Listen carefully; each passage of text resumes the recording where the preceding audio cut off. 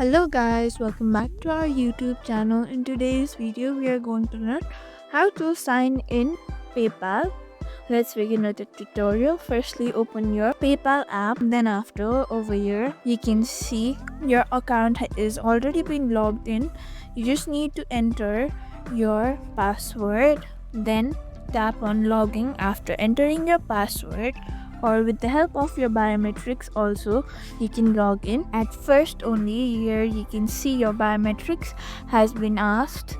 With the help of fingerprint, you can log in to your PayPal account, logging you in. Like this, you will be logged into your PayPal account. If you have forgotten your password, then you can always change your password or reset your password. Thank you for watching this video. Make sure you like, share, and subscribe to our YouTube channel for more such content.